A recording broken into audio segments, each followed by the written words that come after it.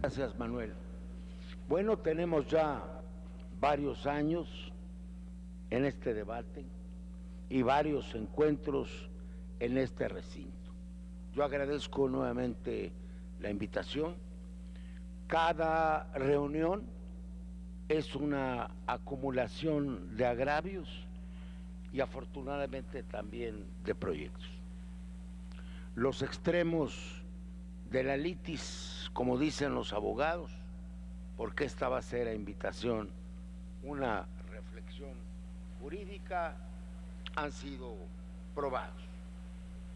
Primero, el carácter indudable de retroceso histórico que representa esta reforma.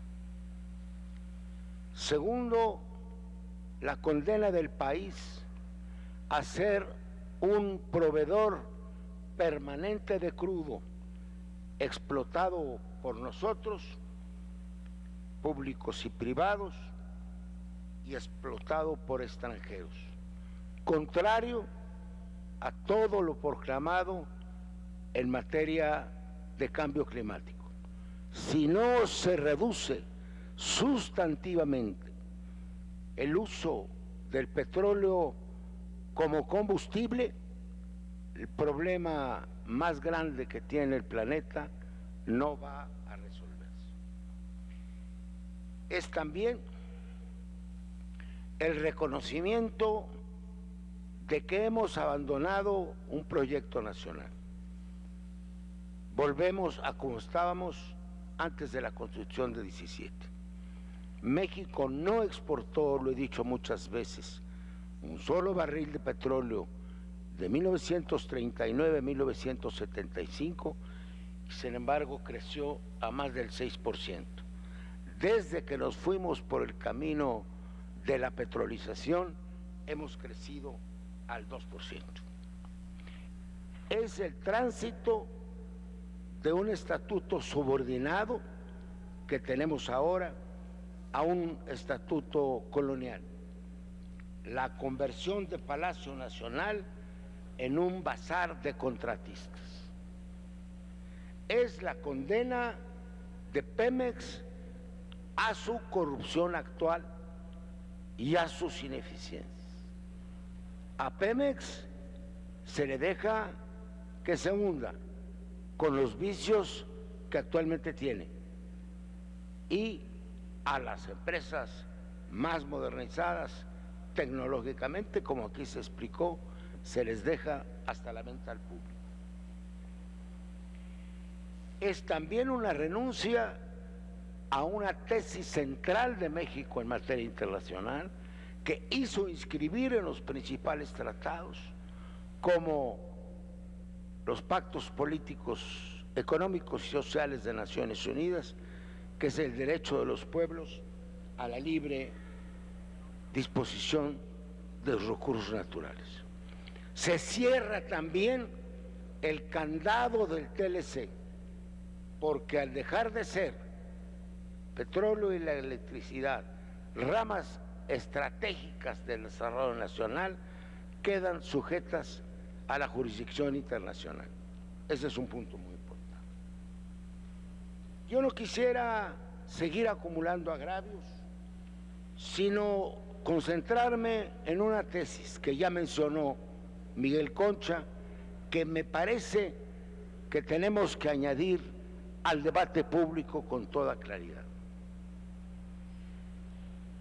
Se refiere a la reforma constitucional, que se discutan las leyes, que se discutan, de ser posible, con patriotismo y orientado al interés nacional, pero las disposiciones del artículo 27 y 28 que se pretenden modificar no tendrían validez jurídica, o si se quiere, tendrían una validez jurídica muy discutible y no darían siquiera seguridad a las empresas. Y voy a leer brevemente unas notas jurídicas al respecto. Las decisiones políticas fundamentales son la base, estructura y contenido principal de la organización del Estado, y sobre ellas reposa el resto del orden jurídico. El constituyente permanente, así llamado, constituido por las cámaras de diputados y de senadores, en mayoría de 2/3 y más de la mitad de los congresos de los estados, es un poder limitado que presupone la existencia de una constitución y un constituyente original. El poder de reformar la Constitución no incluye el de destruirla. Dice Gerardo Unzueta que esta reforma destruye al Estado mexicano, esa es la palabra que has empleado. Porque las reformas que hace el constituyente permanente tienen que ser en el sentido de los fines constitucionales que aprobó el constituyente original. Carl Schmitt, que es el gran teórico de los principios fundamentales o principios petros,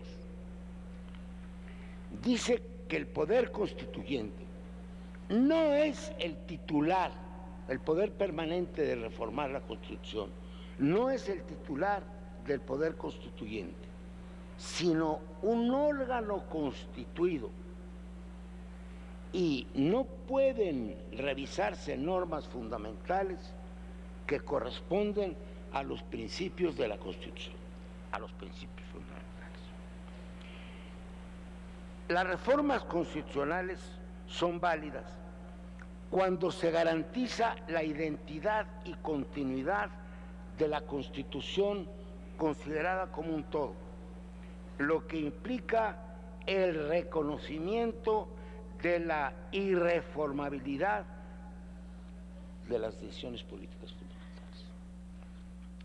Modificar una decisión política fundamental no constituye propiamente una reforma, sino la destrucción del ordenamiento mismo, que es la Constitución, y que solo puede provenir de un auténtico poder constituyente.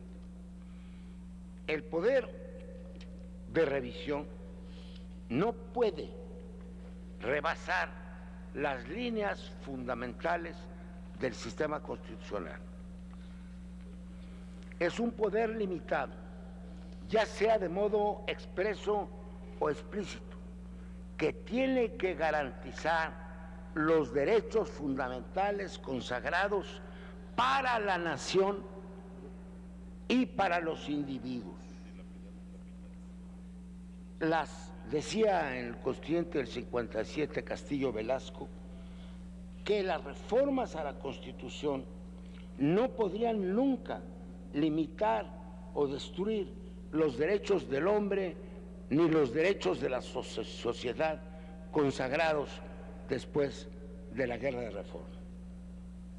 Carpizo considera en su obra clásica La Constitución de 1917 que las decisiones fundamentales no son universales, sino que están determinadas por la historia y la realidad política de cada comunidad.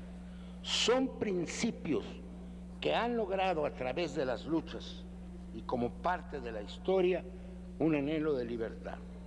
Ignacio Burgoa, en su obra Derecho Constitucional Mexicano, establece que las decisiones políticas fundamentales no pueden ser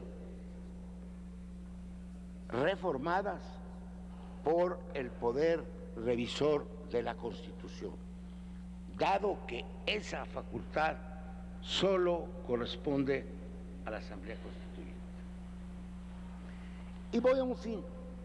Las decisiones fundamentales económicas, dice Burgoa, que se traducen en la propiedad nacional sobre recursos naturales específicos como los hidrocarburos y la gestión estatal en ciertas actividades de interés público como las confiadas a Pemex en sus distintas fases de explotación de hidrocarburos, así como la Rectoría Económica del Estado, son irreformables. Finalmente, ha sido reconocido por la comunidad jurídica nacional la idea de que hay valores mínimos y que sustituir esos principios, como son la soberanía popular, la división de poderes, el federalismo, los derechos del hombre, la propiedad de la nación sobre el subsuelo, equivale, dice Carbonell, a poco menos que un golpe de Estado, aunque se haga mediante los mecanismos establecidos. No sería posible, mediante métodos constitucionales, destruir la democracia misma. Sería como afectar el artículo cardinal de la Constitución, el artículo 39. Los países de vida democrática débil y escaso sentimiento constitucional están continuamente amenazados y por ello no debe causar extrañeza que la institución de reforma constitucional se vea con recelo. ¿Cuántas reformas constitucionales ha habido? ¿Cuántos parches a la Constitución que se contraponen una con otra y que en ocasiones han traicionado el espíritu mismo de la Carta Magna? Nuestros juristas han coincidido en que la ampliación o reducción de los límites materiales implícitos en la Constitución depende de la sociedad mexicana, considerada como fundamental y básico en su Constitución. No se argumente falazmente que algunos de los preceptos que se pretenden reformar fueron añadidos a la Constitución después de la expedición de la Constitución de 1917, porque otros de aquel tiempo sí lo son, y además porque los que fueron añadidos por el poder reformador fueron en el sentido de los principios constitucionales, y hay un principio elemental de progresividad en los derechos fundamentales. Así es que puede ser recurrida en ausencia de un verdadero tribunal constitucional una reforma de esta naturaleza, y debe ser, en dado caso, rechazada y protestada por la población misma. De ahí que el camino del referéndum, que han seguido innumerables países por lo que hace a la apertura de sus recursos naturales, es el aconsejable en este caso, aunado al movimiento social. No le negamos sus potestades al Congreso de la Unión, pero no las tiene para alterar principios fundamentales sobre los que reposa el orden constitucional mexicano. De ahí que se requiere una acción política unitaria y oportuna. Muchas gracias.